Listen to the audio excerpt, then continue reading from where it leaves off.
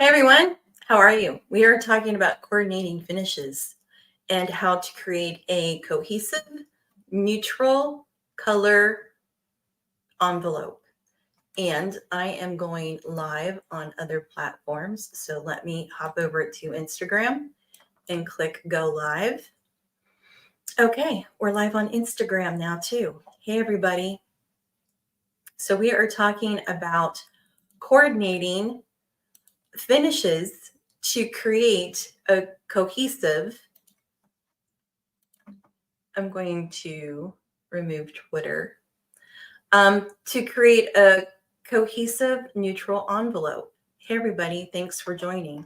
So that's what we're talking about right now. And we are, I'm just making sure we're live everywhere. It's just, all the housekeeping stuff when you push this button to go live. Hey, everybody. Okay, so this is the second try at this. Hey to everyone who's watching. The first time, and I just dropped a paint chip, so let me get what I'm talking. So the first time I went live, the sound was really bad because I had the wrong microphone and I didn't share the right screen. And I forgot to talk about cabinets in this whole thing. So cabinetry is like a big thing. So let me get comfortable because we're going to do it right this time. Okay. So how do you coordinate all of these finishes so they harmonize perfectly and it's a cohesive envelope of a space? And the reason why you might want to focus, you always want to get this right, but there are a couple situations where it might be all you got to work with for now. Like you've just moved into a new house and the budget is just not there to do anything in terms of furnishings and decor just yet. So you've kind of sunk all of your money into your hard finishes and building the house. And you need something neutral that's flexible that you can add things to over time as you get more budget to do that. That happens to a lot of people. It's I get that request a lot. It's like, can you help me make these selections so it will be flexible for different color palettes and styles down the road, because I'm not even sure what I want. And we can do that, right? We can give you a baseline, something to work with. Another situation is maybe it's a remodel or even a flip, and you're creating that cohesive neutral color space envelope for a new owner, and you want to make it as appealing to as many buyers as you possibly can. You want it to be neutral, but you certainly don't want it to be all white and all gray or all black, right? You don't want to be that kind of achromatic neutral. You want it to be a warm and cozy, pretty kind of a neutral, off whites. So, and maybe it's just your style. Maybe you like the tone on tone, and you've been living the neutral aficionado life for a while, and you know that getting that tone on tone look to harmonize perfectly takes a little finesse. And I'm going to show you a shortcut to that tonight. I'm going to show you how to make sure all of your selections harmonize perfectly in terms of hue family. So we are going to start talking about the cabinets, because this is this is a typical color conundrum that we have to deal with. So your cabinets could be an off-white, and the cabinetry comes in, you can give your cabinet person a paint color from Benjamin Moore or Sherwin-Williams to match, but they don't always get it spot on. It's going to be close. It's going to be somewhere in that neighborhood. You might have stock cabinets that they just call off-white, or, they call it snowbound or downy or, daisy or whatever. They have a name for the cabinet color, but it's not a stark white. It's not like a snowball white. It is definitely an off-white, and it's creamy looking. And it's like, where do you start with this? How do I coordinate anything with this? So you have your cabinets, right? And so the first thing we want to do is measure your cabinets, whatever that might be. And in this example, tonight, we are going to be working in this range. And I can show you because I pulled some paint colors that are typical for an off-white cabinet. So this is typically what white paint colors look like when we measure them from manufacturers or cabinets that have been custom sprayed with a lacquer. You know, the specialty cabinet lacquers, not just a regular paint from the paint store. Some of the ones that I've had to deal with were similar to Arcade White from Sherwin-Williams White Opulence. I've seen a couple times.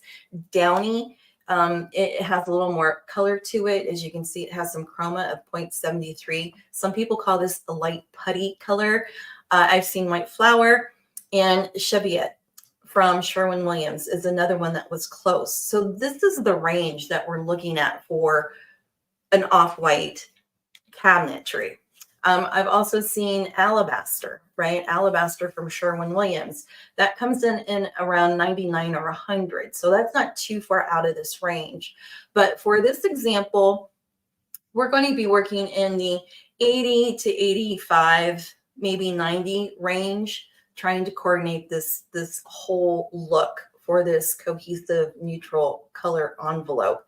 And starting with the cabinets, because this is what you have to choose from. Usually they have a white and an off-white period. That's what you get to choose from, but you never know. And that's the other problem with coordinating all of these finishes. You are kind of locked into your resources and what you have to choose from. The good news about what I'm about to show you is it doesn't matter, right? The process is the same. We take inventory of the hue families and we coordinate the elements based on their their hue family relationship, period. So whether you have, 7 different flooring samples to choose from or 3, right? It's the same process. You have to take inventory of those hue families and we align the color DNA according to its hue family. And that's how we end up with a cohesive neutral color envelope that will gracefully hold future elements, whatever they might be. Okay, so I just wanted to give you a baseline of where we're starting with the cabinets. Forgot to talk about this completely last time. So let me come back here and I'm going to stop sharing my screen and come back to the full view. Okay, let's see. We got the cabinets out of the way. Oftentimes, people will find their countertop first. And I think I would have to say that this is what happens the most. It's like, I love this countertop. How can we make this work? First thing we want to check is make sure the countertop and the cabinets go together, right? So that's the first thing we do. So I measured this countertop and I'm going to go show you those measurements. I can show you what that looks like when I measure it here at the Land of Color. And I use a Spectro from X-Rite. It's a bench. It's not a bench top. It is a Color Lab quality spectrophotometer from X-Rite. So let me come back over to StreamYard and see what you guys are seeing. And everything looks good. I am going to expand this so it's bigger for you guys. And I can click back over there. And I can even make it bigger. So I'm going to maximize this and back over here. And there you go. I think that's as big as we can get. If you expand your screen to full screen, you should be able to see this a little bit better. And even if you can't, I am still going to narrate it for you so you won't be lost if you can't see it. I do have a pink pointer to make it a little bit easier. So this is what we have with the countertop. It is from Cambria and it is called Britannica Gold Warm. I got 2 samples of it because it is a large pattern quartz. And I took several measurements from it because it does have multiple colors in it. As you can see, we have everything from, let's see, 98 degrees to 73 degrees. So there's a range of colors in this quartz. So what do you do with that? Well, it's called multi-point averaging, when you take multiple measurements and then you average them together. So you add it up and then you divide it by how many measurements you took. And my software will do that for me. And the average, the multi-point average for this quartz is 86.5, we'll call it 86.5. So we're in that range. And when we go back to our cabinet color, we can see that that range of 85.5 or 86.5, whatever I said, we're in that range, right? These are close enough. They're not too far out of range. So this countertop with its hue, average hue angle of 86.5, 87 works with our cabinets, right? We know that in our example situation here. Okay, so we're good on the cabinets. We're good with our countertop. That's a really good jumping off point to start from. And now we can start building out the rest of the space. Complete that neutral envelope. So we don't want a whole lot of contrast, right? Because that's the whole point of a neutral color envelope. You want to keep things rather quiet and cohesive so it flows, but you don't want it to be boring either. And how we keep it from being boring is we're going to tweak value and maybe even chroma in the wall color to give it a more layered look and some more depth. The countertop, like I said, is a very large scale pattern. And I personally like it when you just take the countertop up onto the wall and you don't do a backsplash with tile, but that can be kind of pricey depending upon the material. And oftentimes a backsplash in tile is the best option. So we're going to do that. Like, how do we find a tile? Now we have the cabinet that's coordinated with the quartz. And now we have to work in a third element that's in the same hue family, which is the backsplash tile. And then there's also the floor. And then there's the paint color. And we're going to do it all. So I think the first thing we're going to do is the tile for the backsplash. And this isn't white, right? We are working in the off-white world here. We'll go back to the cabinet colors. I'm calling these the cabinet colors because I don't have all of these cabinet examples to work with. And as I mentioned before, when people have measured their custom lacquered cabinetry, these are the kinds of colors. This is the range of colors that those custom colors fall into. So this is a good, I don't know what's going on outside. This is a good, there's fireworks. You guys might be hearing those. It's still New Year's here, apparently. So these colors, these paint colors are similar to the lacquer colors that I see often. That's my point. Okay, so what do we do for tile? Like I said, it can be difficult because not everything is under one roof very often. Like, you're not going to go to one place and find the perfect creamy off-white cabinets and find the perfect creamy off-white countertop to go with it, and then go find the perfect creamy off-white tile for the backsplash all under one roof. So there's some legwork usually involved with this. And if you are taking inventory of your data values and writing them down as you go, that's very helpful when you have to go from location to location, because you can then eliminate at resource. Like, if you go to Arizona Tile and say, hey, I'm looking for an off-white creamy brick of some kind, subway tile, rectangle, something for my backsplash, what do you have in that colorway? And if they don't have anything that aligns with your cabinetry and your quartz, well, they don't have anything and you can keep moving. And how you're going to do that on site, and this is how I do it on site, because I mentioned what I showed you, the software that I showed you goes with this spectrophotometer from X-Ray, and it's the same instrument that they use in color labs, that paint manufacturers use in their color lab. So I don't take that with me. When I go on site, I take my Spectro 1 Pro. And there's a Spectro 1 as well. And the difference is the Spectro 1 Pro measures through gloss. It takes that into consideration, and it doesn't count it. And it will measure through shiny and get directly to the color. So this is how I do it on site when I'm not here.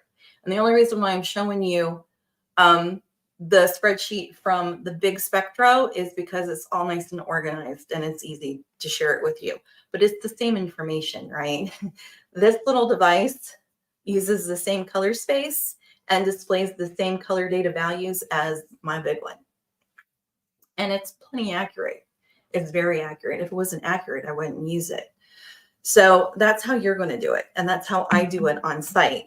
And of course, I'm going to show you the app that goes with that, so you know what you're working with. And I'm going to show you a process to keep track of it as you are measuring all of your different options. So this is the app that goes with this device. I call this the window of wonder because it has all the good stuff. You want to make sure your settings are D65 2-degree observer, and you can just swish to get the different data values. It displays LAB and LCH, and those are the data values that you want to keep track of. And I'm going to show you how to do that. This is the spreadsheet that I use when I am measuring different elements. And let me share that with you. You know, you can create your own, you know, whatever works for you. This is just what mine looks like. And I probably keep track of a little too much, but I figure if I'm doing it, I want to make sure I get everything. So this is the worksheet that I use when I'm like in a tile store measuring tile. I'll put the name up here, and I record the LAB/CH values from the device because that shows up in the app. And I like to capture a light area, a medium toned area, and a darker area if there is any. So I have a complete picture of all of the colors in that material. And then I can convert it to Munsell hue, family value, and chroma. And I can also get LRV. But that is not something that is displayed in this app, all right? If you take my course, Camp Chroma, I show you how to convert data values into a Munsell hue, value, and chroma notation, and also how to ascertain LRV if you need it. There's an app for that too. So, you know, I show you all of those details in Camp Chroma. And the thing about the program that we use to convert to Munsell, it was created by Harold, who was the senior color scientist at X-Ray for a million years. And Harold is also the mathematical color scientist wizard behind all things X-Ray. So the software that's in here that I'm showing you is the same as the software conversion program that I teach you how to use in Camp Chroma. Super affordable app. And there's another option too if you have an Apple, you know, we have all the things. I'll teach you how to do the conversion if you want it. And of course, the paint colors, you don't have to do the conversion to Munsell because I have all of that for you in the paint color DNA table. So when you go to the paint color DNA table, like here's our list of mock white cabinet colors. I have Munsell hue, family value, and chroma for you, as well as the LRV for all of the paint colors from all of the major paint brands. So you don't have to worry about that. That is done for you. And anybody can subscribe to the paint color DNA table, right? That's not just for my Camp Chroma students or color professionals. It's anyone. You subscribe, it's $10.97 a month.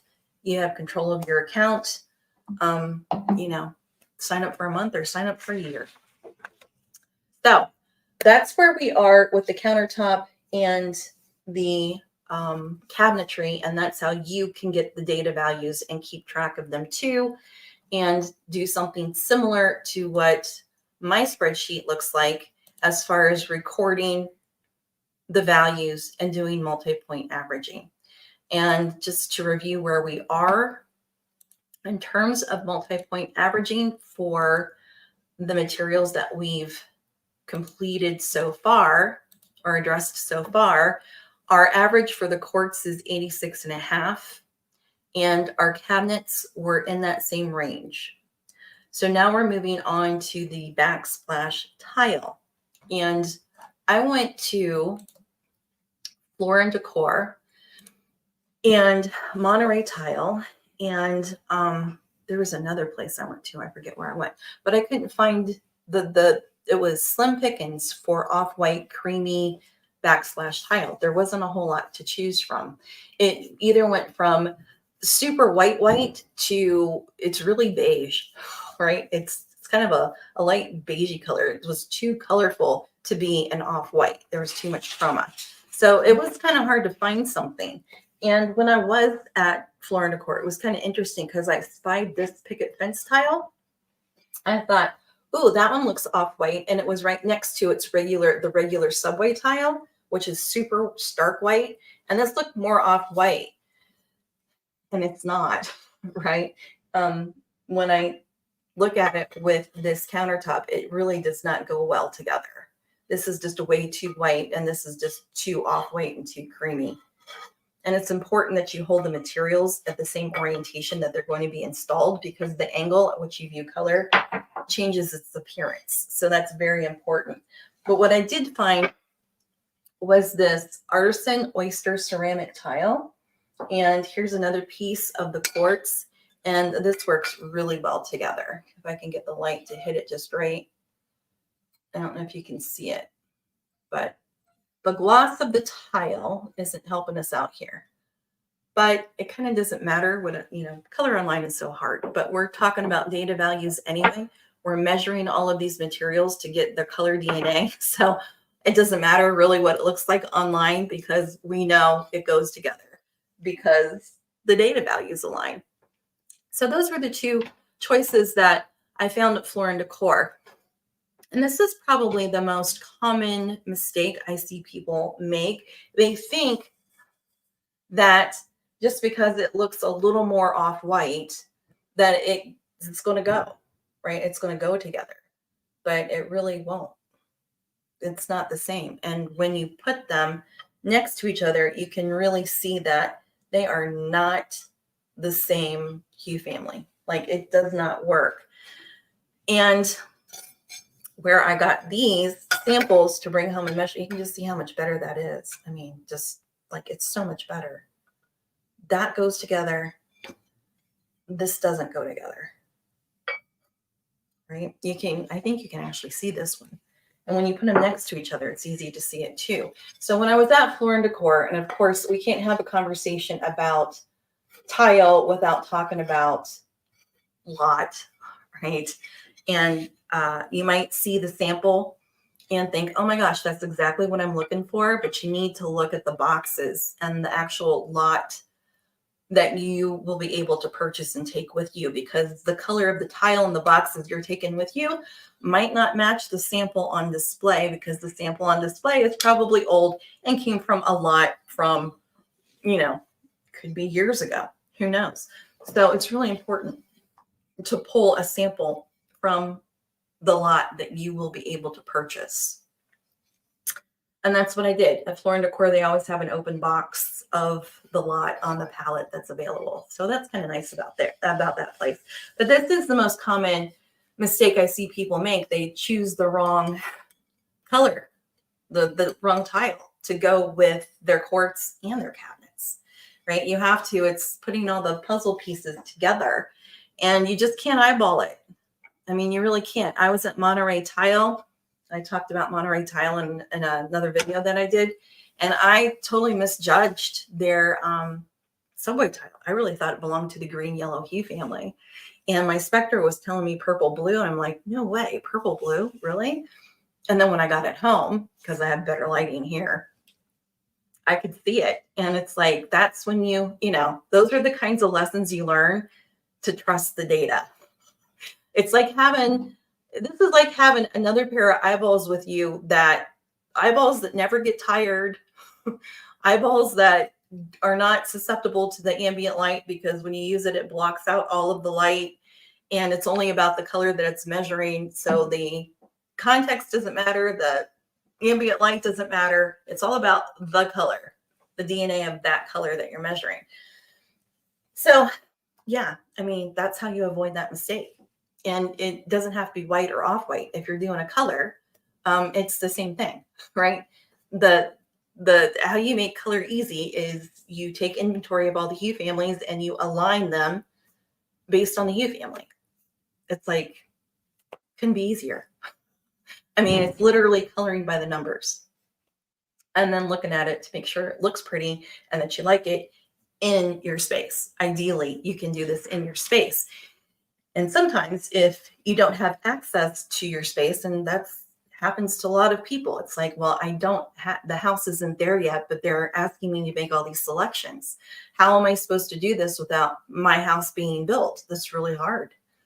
But if you use the data values to align everything, it increases your odds exponentially that it's all going to look right once it's installed. Because if everything goes together according to its DNA, according to its data values, odds are very good that those colors are going to morph and change gracefully throughout the day under various lighting conditions if they're aligned in terms of data values. It increases your odds of getting it right. No matter what the light does, no matter what the context is, that relationship is there, right? And you know it. You can document it. You tracked it. You wrote it down. So just to show you where we are in color space now with our materials, with our cabinets, our countertop, and our backsplash, we are in this range. We're like, from when I measured everything, it came out around 78 to about 90 degrees, right? So from about 75 to 90, we're over here in color space, if you're wondering where we are in color space. The outside of the color wheel are the LCH hue angles. The inside of the color wheel are Munsell hue families. And I did a reel earlier. You should go watch that, about a story earlier about C-Lab. And I have a reel up about the physical dimensions of color and the psychophysical dimensions of color. So I'm going to talk just a little bit about that. Nothing too technical. So hue family, I call it the DNA. We're talking about these data values, and I call it color DNA. So let me tell you why it's color DNA. So there's physical dimensions of color, and there are psychophysical dimensions of color. Physical dimensions of color are wavelength, intensity, and purity. And it's the dominant wavelength that determines hue family. And intensity is value, lightness and brightness, and purity is chromaticity or saturation. So when I tell you that a color belongs to a hue family, it comes directly from its DNA. And how we get those physical dimensions of color, wavelength, intensity, and purity, is by measuring a color with a device, a Spectro, big one, or big one, or a little one. It doesn't matter, because they all work in the same color space and they all display the same values. So it captures that color's energy, and then the device quantifies that energy and translates that into data values. And then we can take those data values and transform them into the psychophysical dimensions of color, which are hue, value, and chroma, which are more intuitive and easier to understand, because it's the way we see color, right? We see color in 3 dimensions, hue, value, and chroma, and we can quantify that. And then we can leverage that to figure out what colors go together. And it just couldn't be easier. And, this is the color system and color notations that are used to make all of these materials in the first place. If it exists, it's been measured. Everything has a C-Lab value. Everything has an LCH value. All of these devices, whether you're using a ColorReader or a NYX Mini, let's see what else, Color Muse 2 or a regular Color Muse. I don't have one of those out. A regular Color Muse. All of these devices display LAB and LCH values. And you can leverage that. You can use these color tools, right? You can get these on Amazon. I think all of them that I showed you are available on Amazon.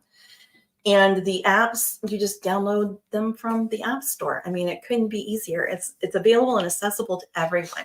No one should be struggling, shuffling materials and paint chips, trying to figure out color characteristics. That's already been done for you. All you have to do is pull it together and coordinate it and organize it and then decide. So we decided on our countertop. It's confirmed it goes with the cabinetry. With these two, really the only two off-white options that I had that I could find in a reasonable amount of time without driving all over the planet, right? Or ordering something. Out of these two, this one is the best to go with the materials that we've already chosen. And let me explain why. So when we go look at its data values, I'm going to share my screen so you can see. When we go look at the data values for the tile options, again, this one is called Artisan Oyster, and its average hue angle is 85. And the other one was the white picket fence one, and its average was 97.5. So 85 to 97.5 is quite a leap, actually. And when it comes to the chroma, the Artisan Oyster, let me see if I can see that. It's right behind a window. The Artisan Oyster has a chromaticity of 0.9. And I think the white picket has a, I can't see, I think it's 0.3, right? So this has more chroma than the white picket did. And that makes perfect sense. So we're really we're talking 97 and 85 in terms of hue family. It is 0.3. Okay, so at 97 degrees on the color wheel for the white picket, let me show you here. At 97 degrees, it's all the way down here for the backsplash tile, which is going to be just right snug up to our cabinetry and the quartz, which is up here in the 85 degree range, right? 85. We're up here, and this is all the way down there, that white picket line. So no, I wouldn't choose that one. And I would choose this one, the Artisan, because it has a hue angle of 85, which is similar to our quartz and our cabinets.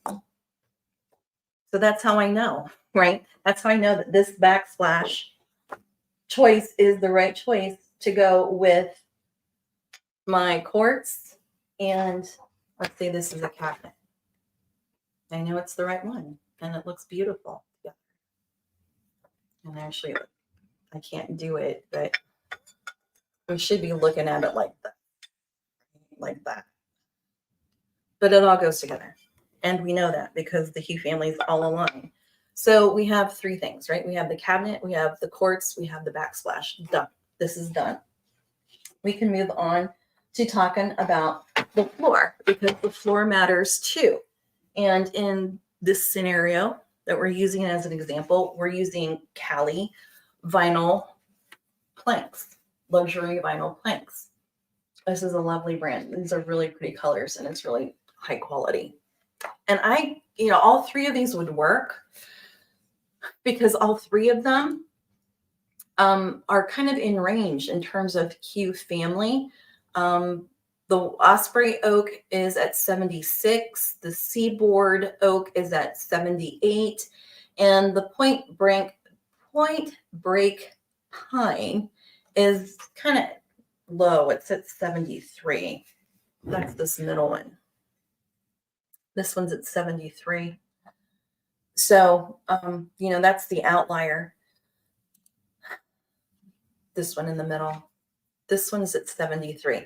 So considering that we're up there in the 85-degree range with all of our other materials in color space, you know, we're here in 85 degrees in color space. You know, I think 73 might be just a little too far off. You know, because we're here at 85 degrees. We're here at 85. Up here at 73, you know, I mean, it would work. It could work. It's not that far away. But these other two are better options because Seaboard in particular was the closest out of the options that we had to choose from.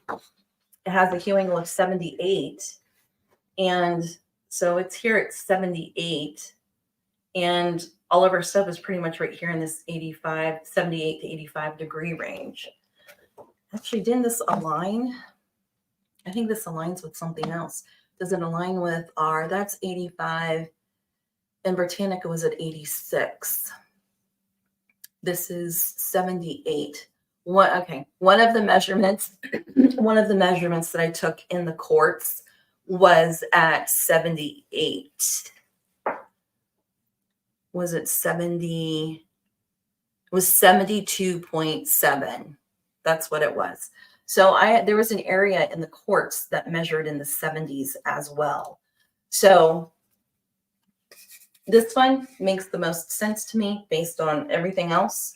So I would choose this one, right? So if you're, you know, debating about the 3 different choices and you don't know which one's better, and I like all 3 of them for different reasons, aligning the hue families and making that the priority, the one that aligns best, can, you know, help you make those decisions more confidently and a whole lot quicker. So yeah, and I think the floor color is really important because both of these materials are going to occupy quite a lot of visual space, you know, horizontally. It's like it's going to be everywhere. So them going together is kind of important, especially if you're going to take the quartz up the wall instead of doing a backsplash. Okay, so that's our decision. So we have cabinets, we did countertops, we did backsplash, we did the floor. Last thing we need to do is paint color. And since we know where we are in color space, right? Our range is like 75 to about 90 is what I said. 75 to 90 is the range. So this is where we are in color space, and we want to stay there, right? We want to stay there for our paint color too. Now you don't have to measure paint colors. Like I said, you can just go to the paint color DNA table and enter the range that you've put together after you've measured all the things and kept track of them. You can just, you know, get your range from one extreme to the other. And like I said, in our case, it's about 75 to 90. Go to the paint color DNA table, choose your brand, and you'll get a list of all of the paint colors that go with all the stuff you already chose. I'm going to show you how to do that right now. So I am going to share my screen. We are going to go to this paint color DNA table view because in the last video, I didn't do this. I was sharing the wrong view of the paint color DNA table. And so we're on the right one now. Okay. So what we're going to do is we're going to open up the tutorial accordion tab, and I'm going to copy my favorite operation. That's why it's there. You can do all of these other things. All of these other operations work in these filters too, if you want to. I mean, they're there. People use them.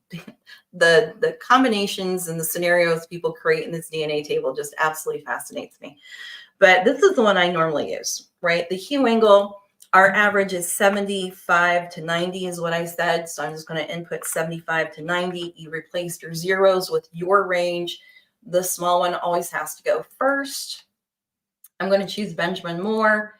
And I'm going to click the search activation magnifying glass. And now we have all of the colors from Benjamin Moore in our range. And it's going to be a lot of colors, right? Because it's the light ones, it's the dark ones, it's the super neutral ones, and it's the super colorful ones, strong, bold, weak, neutral. It's the whole thing all in one place. So we need to edit this down a little because these are all of the colors in that range. Looks like 700 of them. About. Fastest way to do that is to use the shortcut boxes up here. I'm going to try light near neutral first. Activate that search, and now the table only shows me all of the light near neutrals that fit in that range, and there are 1, 2, 3, 4, 5, 6 of them. There are only 6 of them. So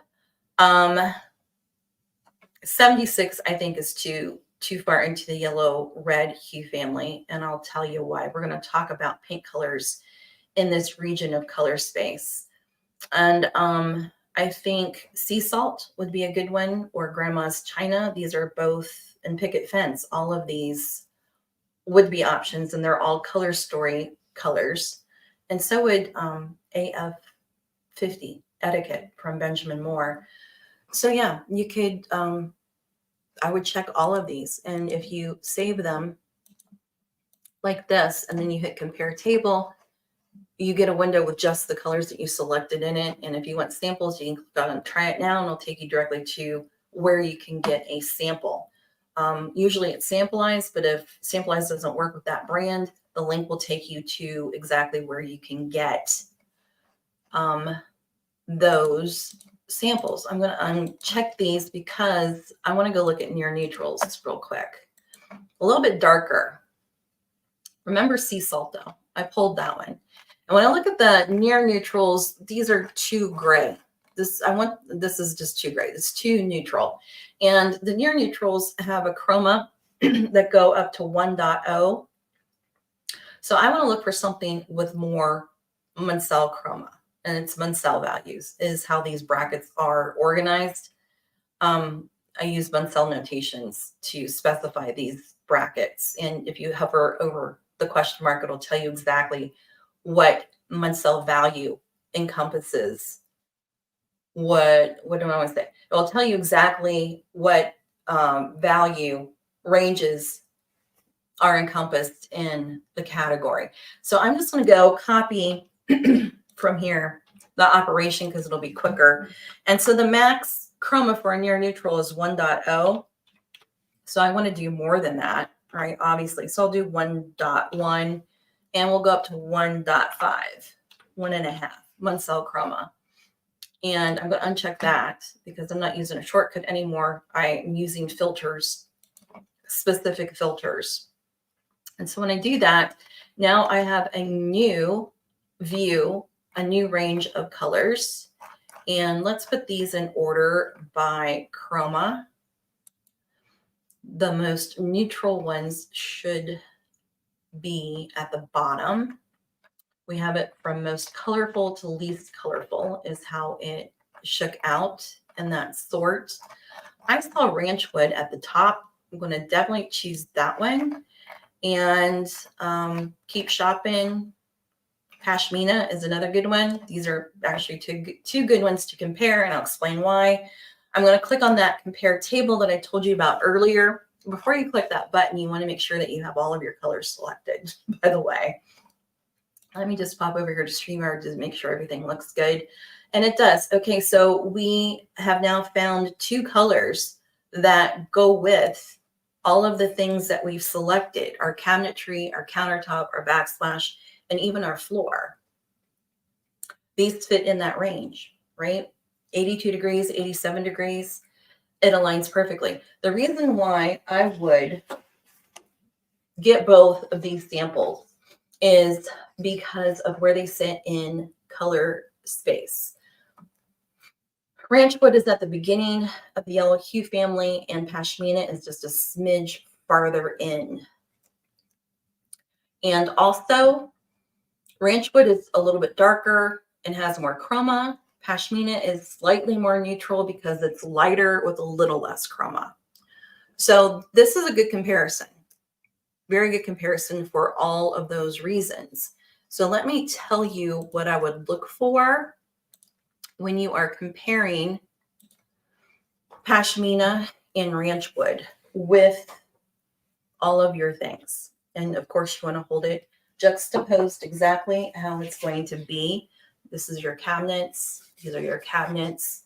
If this is your backsplash, you want to compare everything at the right angle. So the reason why I think pashmina and ranch wood are two good samples, and this is the kind of strategy you want to think about when you're choosing your samples. You want to get a range, right? A range of value, a range of chroma, and a little range in terms of hue family. So ranch wood and pashmina both fall into this can shift purple range because their hue angles were 82 and 87. So if we look here on the Color Strategist color wheel, we're at 82 and 87, right? And we are just barely, we're at the end of the can shift purple range. Low chroma colors in this hue family zone, we know that they can shift and look purplish in certain lighting conditions. And with the one color at 82, ranch wood at 82, and pashmina at 87, just in a little bit farther, right? Just moving 5 degrees from 82 to 87 puts us more towards the end of this can shift purple range. So if ranch wood is showing up purplish when you test it, you know that pashmina might take care of that because it's in a different part of that hue family. 5 degrees, but sometimes that's enough to shift it, especially with low chroma colors. It's enough to shift its color appearance. So, and they both work with all of our stuff because it's in the same hue family range. Now it's just a matter of getting the paint color to align with the inherent light source so it shows up the way you want it to. It aligns in terms of DNA with your countertop, even the floor, because you want to look at it with the floor too. Let me get the flooring sample because the floor color matters. So you want to take a look at your paint color with the floor and make sure you like it. This is lovely. Everything goes together.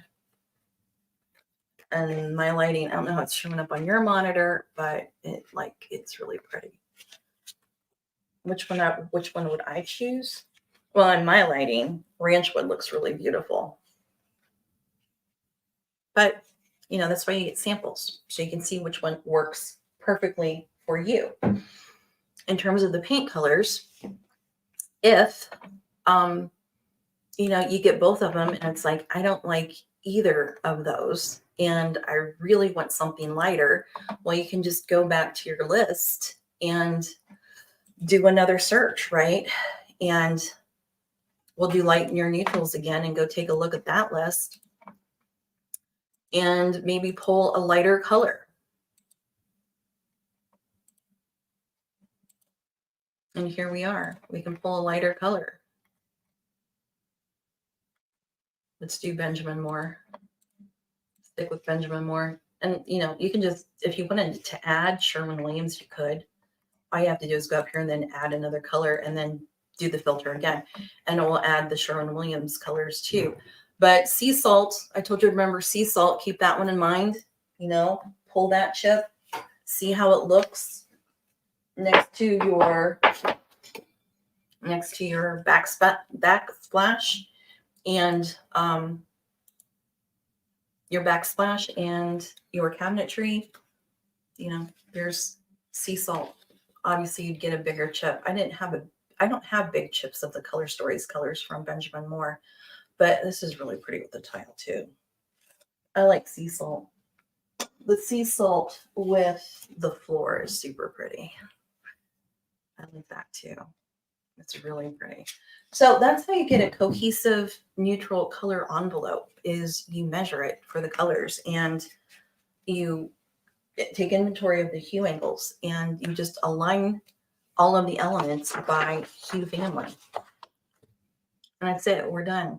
We have 3 different paint colors, right? One is a light near neutral. 2 of them are a little bit darker than a near neutral, a little bit more color. And what else do I want to tell you? I showed you the worksheet and how you can get the data values, you know, because I do the big one here, but I do this one too.